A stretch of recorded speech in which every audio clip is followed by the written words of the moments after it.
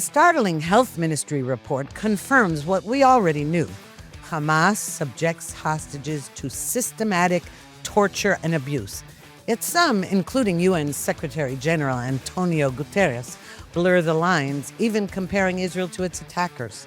At the same time, global media, along with their useful idiots here in Israel, spread lies faster than Israel can respond to them. Is there any way to get ahead of the narrative before it shapes the world's view? Today, we break down the battle for truth and what Israel must do to win it.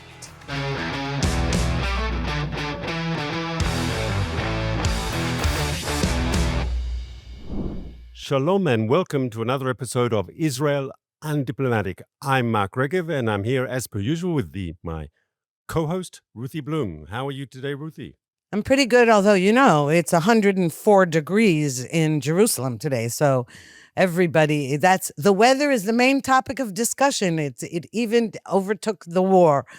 But I would like to start right off the bat by mentioning the fact that Prime Minister Netanyahu has given a few press conferences and interviews this week. He gave in English and in Hebrew. And one of the questions he's asked, and you and I are always asked this question by readers and by people we know outside of Israel: why is Israel's PR so bad? Or how come lies are spread and Israel takes so long to refute the lies? And that could be the starvation campaign in Gaza and what we'll get to other lies about sexual assault that soldiers ostensibly committed against Nukhba terrorists. And so I think we need to discuss, how is it because we have bad PR, or is it something else? So maybe I'll answer that through a story. It was the first 2-3 weeks of the war, and Israel had just started its operation inside Gaza. As you will recall, the first few days of the war, we were playing defense. We were trying to clean out our territory because the terrorists were still active on our side of the frontier. And after that, we went into Gaza. And I remember in that first week or two, there was a story, and you will remember this well, of a so-called Israeli missile strike on a hospital, on a yard outside a hospital that had apparently killed. The numbers kept going up, but one number said 300, another number said 500 innocent civilians who'd been by the hospital had been killed by Israeli fire. And this was all over the news agencies. This was all over the television news networks. And all these reports out of Gaza saying that Gaza Ministry of Health is reporting this massacre by Israel of all these innocent civilians, all of them women and children, outside this hospital in northern Gaza. And I was called upon then, I was working for the government at the time, to speak, to address this issue. And you ring up the military and what's going on here? There are all these charges. And they say, well, we're looking into it. We're investigating. But the other side, the Gaza Ministry of Health, was saying 100%, we know exactly what happened. The Israelis bombed a hospital and killed all these innocent civilians, women and children. Now, luckily, within hours, we discovered that these were actually missiles that were fired by Hamas and or Islamic Jihad, by the terrorists. They were aimed at Israel. They fell short and landed outside the hospital, killing people. And the numbers were much, much, much less. I think they were talking about like 30 people were killed, but it wasn't by Israeli fire at all. And I think this is the essential problem that Israel faces. That Gaza Ministry of Health, which people think, oh, that's like the Ministry of Health where I live in Canada or Australia or the United States. Yes, it must be an objective, health bureaucracy. No, it's controlled by Hamas. Puts out extreme statements. Anything that happens, it's always Israel's fault. They'll exaggerate the numbers. They'll always say it's all women and children because that's the Hamas line. And the media believes it. And while Israel is checking out and trying to find the facts and exactly what happened, it's all Hamas's field day, because the best the Israelis can say in those first minutes, yes, where we don't know exactly what happened, is we're looking into it.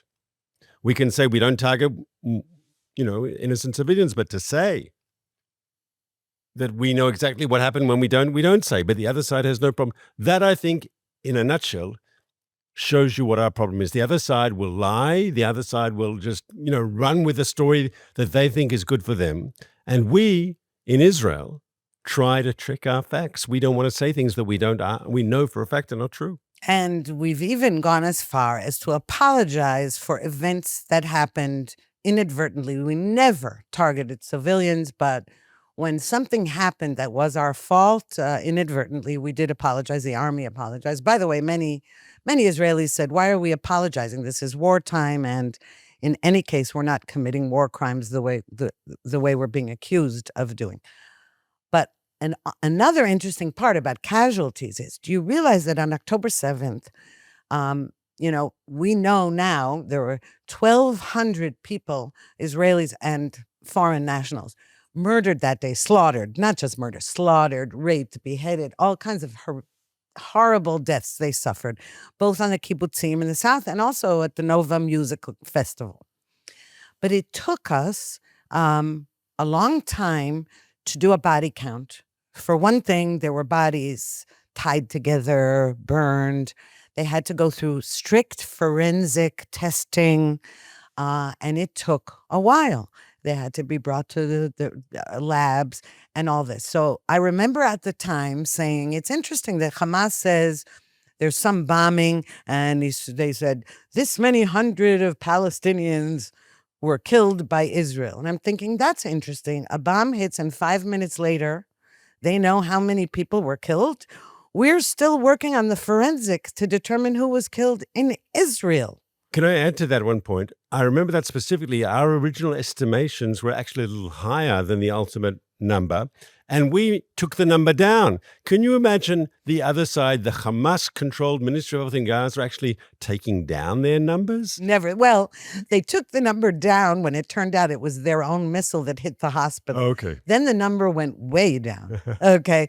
But okay, that's an example of how we have to be responsible and they don't. But then that brings us to the question of, okay, but because of that, that's one thing. They're terrorists, okay? And Iran, their backer, and Qatar, their other backer, they have no problem with that. Qatar owns Al Jazeera network, which is there to smear Israel and hope for its destruction, etc. But why does the West have to automatically believe terrorist propaganda over Israeli verification? So yes, it's true, we've got to get ahead of the story. But let me ask you something. How did we know that Hamas was going to come out with this false report about Israel purposely starving Gazans, using famine as a weapon of war, which was totally false? All Israel did was try to separate the civilians from the Hamas terrorists, because Hamas was stealing all the food, selling it. It was its meal ticket, both literally and figuratively, because the Hamas terrorists were all eating up, feasting. We have videos of it, etc. But also selling it to keep their, weapons, to keep buying weapons and all that. And but why are Israel's allies in Europe and Canada the only ally we have that repeatedly remained on our side, believing our side of these outrageous lies, was the United States? Everybody else jumped to take what Hamas says at face value, and throughout the war, by the way. Can I tell you something you don't know, Ruthie? I have to inform you that Hamas is not a democratic movement, and that Hamas controls Gaza with an iron fist, that Hamas has, over its nearly 2-decade years in power until October 7th, yes? Hamas rules Gaza, not just authoritarian, but because it's an authoritarian regime with a very, very strong ideology, you could even say in a totalitarian way. There is no independent civil society inside Gaza. There is no independent media. And all the Western media who have offices in Gaza, those offices are staffed by local Gazan journalists. And what is a journalist in an authoritarian/totalitarian society? They are mouthpieces for the regime. Otherwise, they wouldn't have their jobs. That's the bottom line. And so if you look at all these journalists who work for, I don't know, the BBC, CNN, AP, Reuters in Gaza, they cannot report things that would get them into trouble with the Hamas authorities. And if they get into trouble with the Hamas authorities, they might not have a job. They might not have a life. Their families might suffer. They live in an authoritarian society. Hamas is not a vegetarian. If they think they don't like you, they will take care of you. And there will be retribution if you report something that they don't like. There was once a reporter that Hamas didn't like. They said they were counting bodies of civilians because Hamas terrorists who were wearing civilian gear were being counted as civilian casualties. And it was reported, in the end, the agency that reported that had to delete the report. They didn't say that there's Hamas censorship because that no one can say that. But there was retribution immediately, and their reporter would have been facing violent retribution unless the story was cleaned up. A person who studied this much more closely than I have said there are three types of journalists in Gaza. One, people who sympathize with Hamas. Two, people who fear Hamas and therefore toe the party line. And three, people who are actually Hamas. They are Hamas. They're part of the Hamas structure. And so you have a situation where all the Hamas claims, all the Hamas allegations are amplified through the correspondents in Gaza, not because they're necessarily bad people, but because they work in the framework of an authoritarian regime. And then that becomes the message that goes out to Western media. And if Hamas's party line is people are dying of starvation, everyone will say it. Just as everyone said the hospital that I spoke about a moment ago, it was Israeli missiles, everyone repeats it because that is the party line. Okay, but you have, take the New York Times, for example, all right? We now know that the New York Times, the editorial staff of the New York Times, discovered that the two photos, early on, that the two photos of these young boys ostensibly having been starved to near death by Israel, because their bones were showing, they were very, very emaciated. The New York Times, before these photos were published on the cover of the New York Times, the editors discovered that these two children were they actually had a severe genetic disease, and that's why they looked like that, and that one of them even Israel helped take to a hospital in Italy. And they also photoshopped out of another one the sibling who is perfectly healthy looking. And in another photo we saw the mother was quite fat and the baby was emaciated. So, but the editors did catch it. And they said, okay, well, so bring us photos of, since there's so many starving people in Gaza, give us the real photos. We can't use photos of children who aren't being starved to death. We have to be accurate. And guess what? The photographers couldn't find photos of emaciated women and children. And therefore, but then the New York Times ran it anyway. And when it apologized, it put it on the website in a very... So I don't know the details of what happened inside the New York Times. Yes, we know that now. I will say the following. It's clear that the visual images coming out of Gaza by the photojournalists who work inside Gaza, all those visual images have to be in accordance with the Hamas line. And they don't take pictures of things they're not allowed to take pictures of. I'll give you an example from a previous round of fighting. I remember it well. We would say in Israel they are shooting out of built-up areas and using the civilians as human shields. And people would say, well, there's no evidence of that. Israel says that, but is it true? And there were these two Indian journalists who came into Gaza and actually found the pictures. Accidentally, they woke up in their hotel room on the first morning that they were in Gaza, and they actually saw the two terrorists from Hamas shooting rockets from just outside the hotel, using all the journalists in the hotel as a human shield. Do you remember that story? I do remember it. And then those pictures were picked up by CNN and BBC. And then you have to ask the question, why did all the big agencies and the big networks that have offices in Gaza, they never got the pictures? Because the journalists in Gaza, authoritarian regime, know what they can take pictures of. And what they're not allowed to take pictures on, and of course, those two Indian journalists had to leave Gaza straight away because they were told they were not wanted, precisely because they took pictures that they're not supposed to take. I'd ask you the following question. Since this war has started, have you seen literally thousands of pictures of injured or dead civilians killed by Israel? Have you seen a single picture of a dead Hamas fighter? One picture of a dead Hamas fighter? I'll go further than that. All you see in the photos from Gaza and video footage, all you see is rubble. Okay? You see rubble as though they're just all of Gaza is in ruins, right? Now, then you might ask yourself, interesting, so how do all these Gazans, where are they charging their iPhones to take the pictures that they're also posting and sending? Interesting.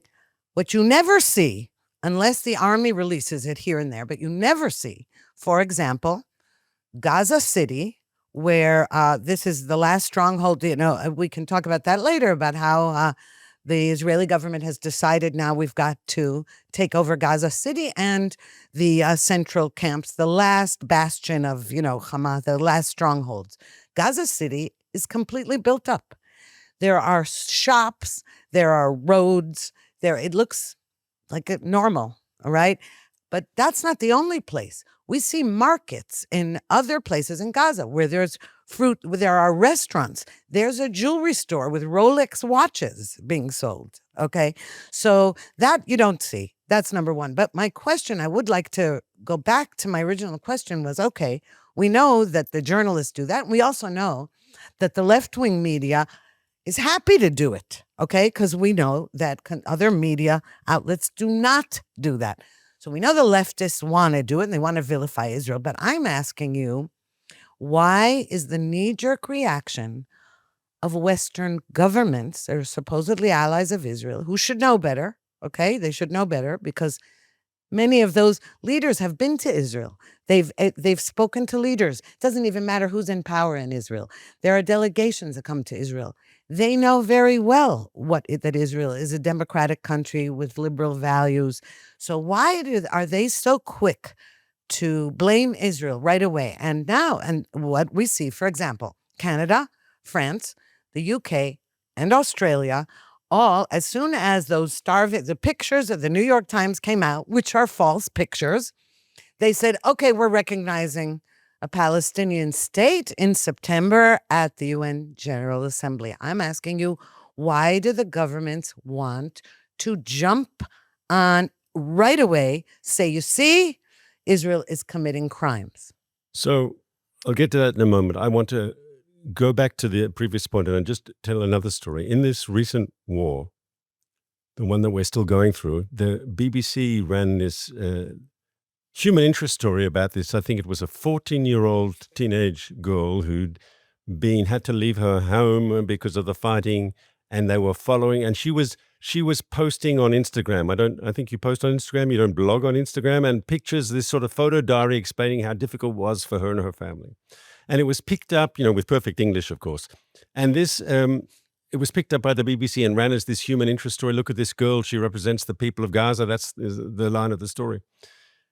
No one asked the question, if she actually said, well, Hamas started the war, why did they start the war and bring all this upon us? She wouldn't be posting on Instagram the next day. Yes, the idea that somehow she's a free individual and she can post whatever she wants is just ludicrous. By the way, the idea that Israel has completely demolished Gaza and a teenage girl is posting on Instagram, what does that tell you? Yeah. Okay, that in itself, okay, where are the discerning eyes? Whatever she were to write, okay, forget about what she says. And I would like to also point out something that people get really angry when I say this, but I'm going to reiterate it because I've heard it from every reservist I know who fought in Gaza, went house to house at great risk to himself. And the soldiers did this when houses and tunnels were booby-trapped. And also, all the hostages who were released have said, every single house in Gaza that the soldiers entered had weapons, bombs.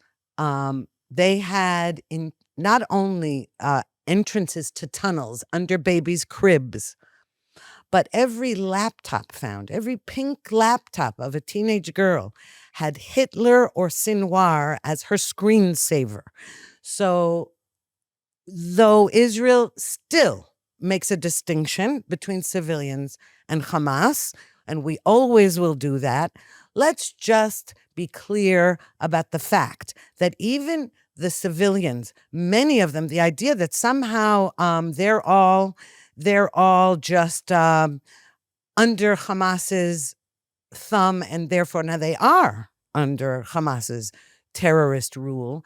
But this is a problem of the Palestinian Authority in general, because they are raised from birth to want to commit jihad against the Jews and Christians, to annihilate Israel. This is how they're raised.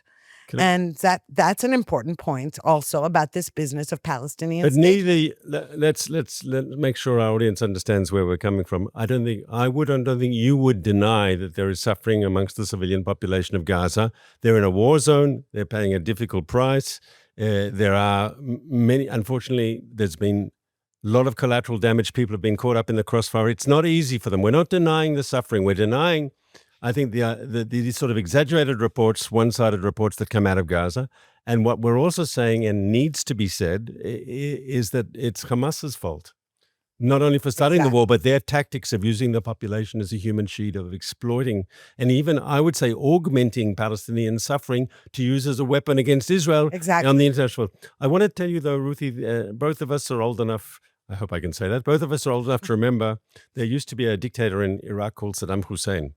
And I remember during the Clinton administration, he would bring in Western journalists to children's hospitals in Baghdad, and you would see these poor, suffering children, in their incubators, and they'd be dying from some disease. And the head of the hospital would say, President Clinton is killing these babies through the sanctions that prevent us from buying the medicines we need to save their lives. And then the doctor would say exactly the same thing. President Clinton is killing these children through the sanctions which don't allow us to buy medicine. And then the nurse would say the same thing. And the families, the crying mothers would say the same thing. And it was all orchestrated and produced by the Iraqi propaganda authorities. And when you have an authoritarian regime and you don't have independent civil society, so the head of the hospital and the doctor and the nurse and the families will all repeat the same line.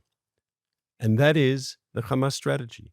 Everyone repeats the same line. In this war, we'd say under a certain hospital, we know for a fact that there is a Hamas command and control center where they are orchestrating and leading and commanding their terrorist war against Israel under the hospital.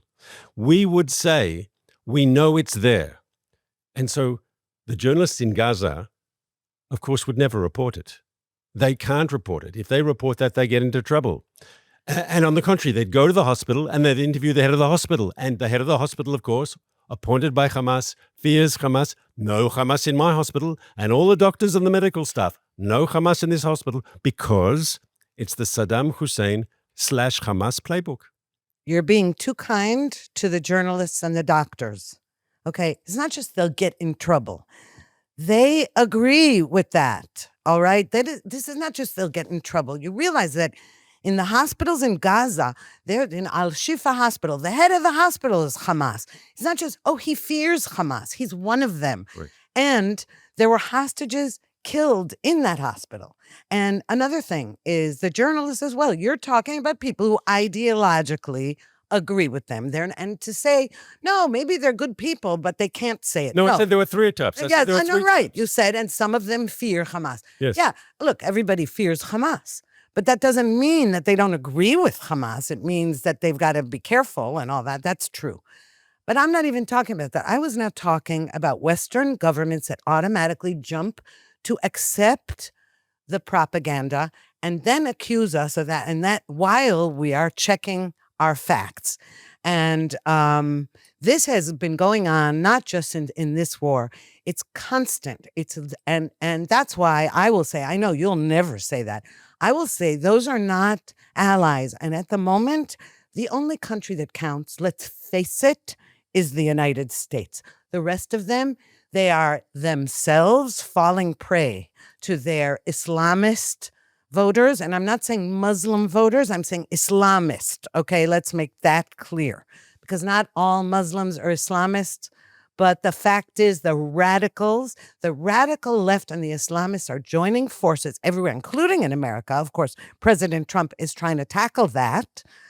But in Europe and in Australia, all this, and that combined with anti-Semitism from the right and the left, you have this perfect firestorm, and it then persuades everybody else. You were going to mention it's persuading private companies to attack Israel. So I think there's a number of things. What's going on with the Western governments who should know better? A number of things are going on. Number one, it's, as you said correctly, it's internal politics.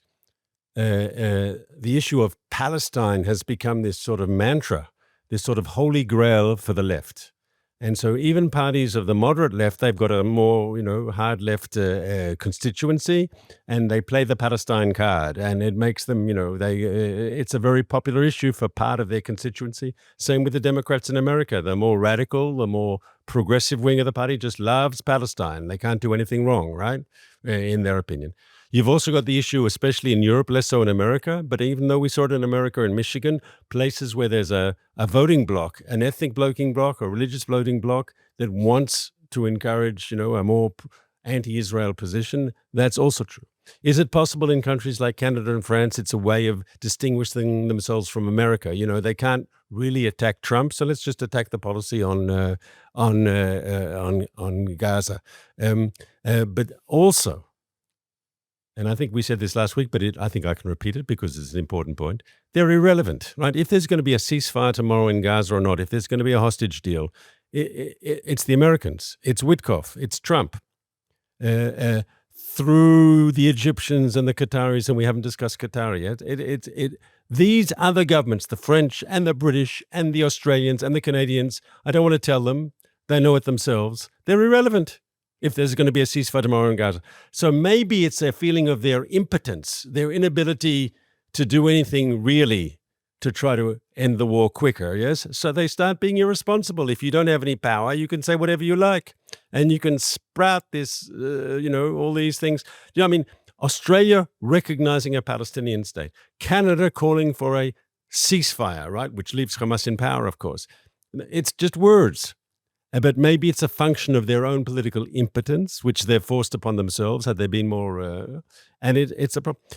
Germany was a bit disappointing this week. The Germans announced possible restrictions on weapons and munitions for Israel, and there was a story out of Norway, which was of concern. But there's also a silver lining on that. The Norwegians have the largest sovereign wealth fund on the planet. I think over $2 trillion. And they announced they're going to end their investments in Israel.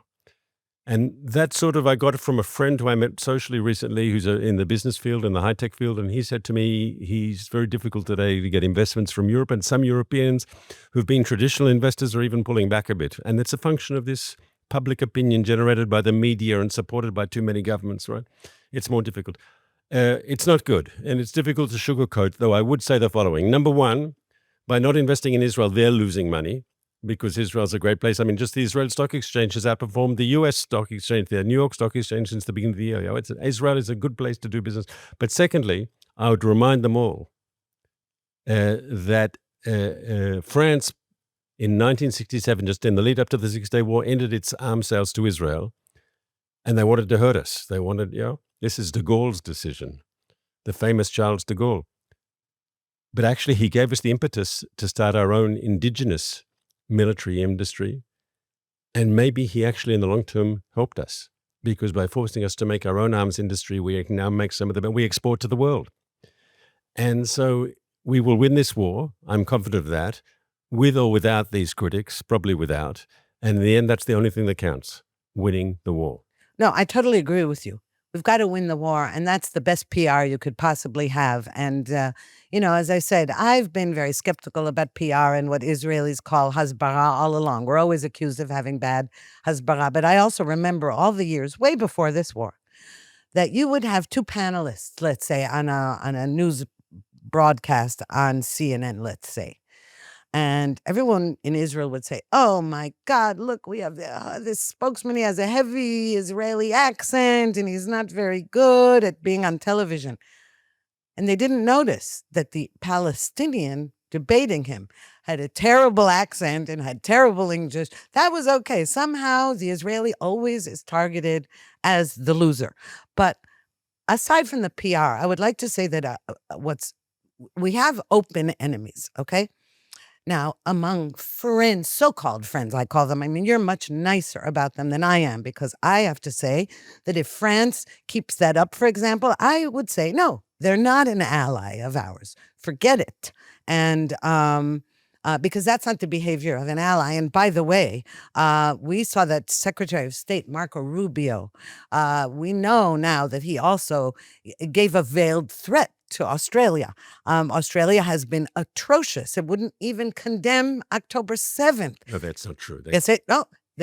There was a statement put out by the Biden administration to ask all these governments to sign on to it.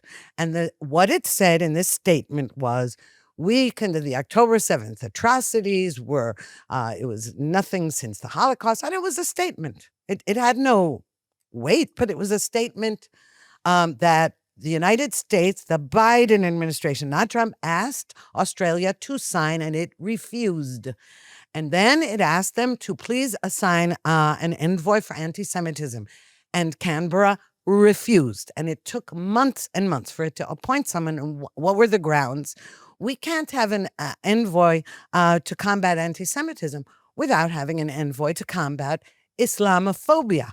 Now, why am I bringing that up? I'm bringing that up because this tendency among leftists and liberals to say that Islamophobia and anti-Semitism are the same. It's all hate. It's all the same. It's universal. It's not. Okay. And in most of those countries, Islamophobia is not a problem where anti-Semitism is. But aside from that, let's take the UN. The Secretary General of the UN, Guterres, just said that because the UN released a report, this is what I'm talking about, Equivocation, released a report about Hamas's use of rape, sexual abuse as a tool of war. Okay, and it documented it. In fairness to the UN, at least it called out Hamas in this report for its sexual crimes, which we know, especially on October 7th, but afterwards as well. Said, okay, but we also have to therefore censure Israel, write a report about Israeli sexual crimes. And our UN ambassador, Israel's UN ambassador, Danny Danon, fought back against this, bringing evidence that this isn't true, etc. And so Guterres backed down and said, okay, but I'm warning you that by next time we write a report, next year, Israel will be included. He threatened that Israel would be included on the list of countries that use sexual violence as a tool of war. And that's what I mean about you take good and evil and you equate them. That's very dark. Okay. And so you can say, no, they don't mean, you're always kind of, I don't know, modifying this. They're not bad people. Yes, they are bad people. Anybody who says that is a bad person. I think there are politicians who are doing it and seeing which way does the wind blow, But let me say the following. One of our major problems is the fact, and I'm proud of it, of course, that we are a democracy. You walk down the street in Tel Aviv with a CNN camera and you ask 10 random Israelis, do they like the government? Are we doing the right thing? And so forth. You'll get 10 different opinions because Israelis are opinionated and everyone's got their opinion, what the government's doing wrong or right. And of course, often a media organization will highlight the Israeli that agrees with their predisposing bias. And so if they're against Netanyahu, they'll find Israelis and amplify those voices. When they're interviewing hostage families, they'll usually interview hostage families that are critical of the government and not the other ones. Same CNN camera crew goes down the street in Gaza and you ask 10 random Gazans, what do they think about the war? Do they blame Hamas? They can't blame Hamas.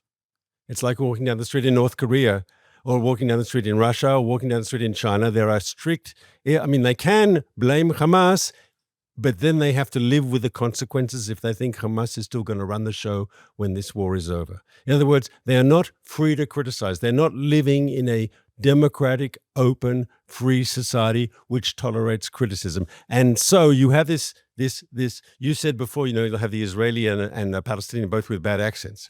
Often you'll have an Israeli and a Palestinian, and they'll both agree that the Israeli government's the problem. Exactly. Yes.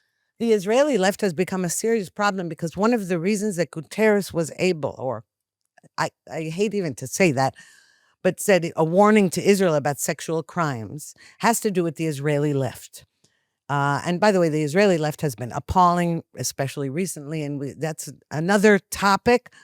But in this specific issue, months and months ago, some leftists doctored a video, spliced a video, making it appear as though, or attempting to make it appear as though soldiers at the Sde Teman detention camp for Hamas terrorists who committed the October 7th atrocities were actually raping this detainee. And of course, you can't see any rape taking place, but it's somehow hinted at in this video. So it turns out very, very quickly, it turns out that this video was a fake. It was spliced from different, and it wasn't the right date, and it wasn't in Sde Teman.